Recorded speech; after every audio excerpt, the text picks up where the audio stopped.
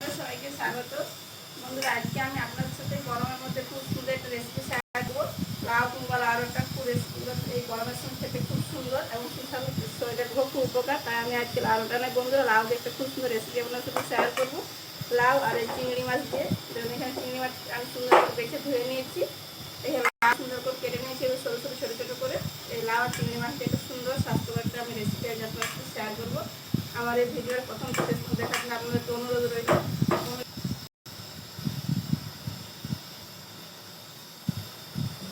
কড়াইতে তেল দিয়ে দিলাম।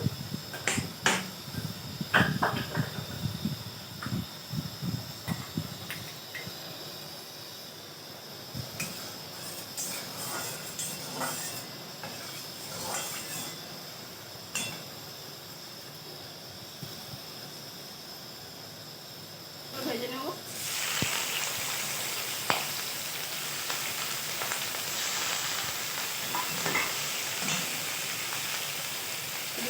লবণ, সামান্য হলুদের গুঁড়ো,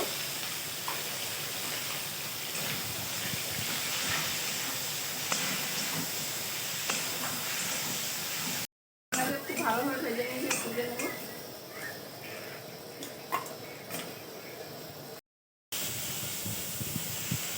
এবার ওই তেলের উপরে দিয়ে দেবো কেটে রাখা লাউগুলো।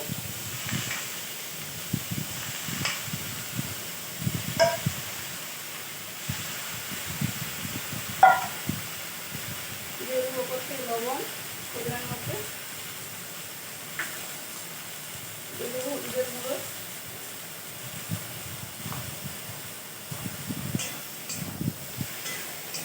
আমি খুব ভালো করে লাউটা সেদ্ধ করে নিয়েছি। এবার লাউটা নামিয়ে নেবো।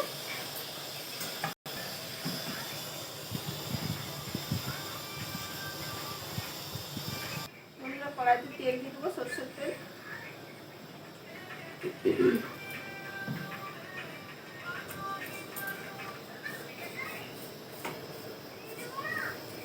তেলের মধ্যে দিয়ে দেবো কালো জিরে 1/2 চামচ মতো, জিরে, কাঁচা লঙ্কা।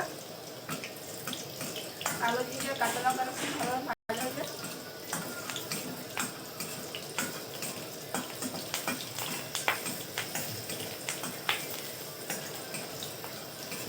কালো জিরে কাঁচা লঙ্কাটা খুব সুন্দর ভাজা হয়েছে। এবার দিয়ে দেবো কুচনো পেঁয়াজ, মিডিয়াম সাইজের একটা পেঁয়াজ কুচি করে নিয়েছি। আমি খুব অল্প মশলাতে এই রান্নাটা করবো আজকে।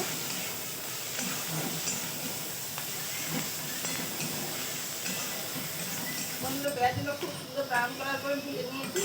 এবার সেদ্ধ করা লাউটি দিয়ে দেবো। আমি সেদ্ধ করার সময় লাউ হলুদ দিয়েছিলাম, আর বিশেষ কিছু মশলা দিলাম না।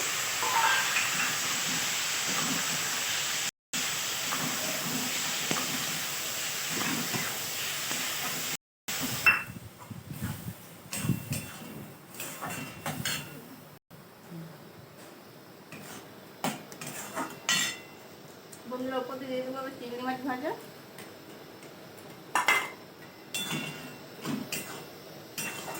দিয়ে দেবো একটু কাশ্মীরি লঙ্কাগুলো রঙের জন্য, আপনারা চাইলে না দিতে পারেন। কাঁচা লঙ্কা দিয়ে রান্নাটা হয়েছে, তাই কাশ্মীরি লঙ্কাগুলো দিয়ে দিলাম।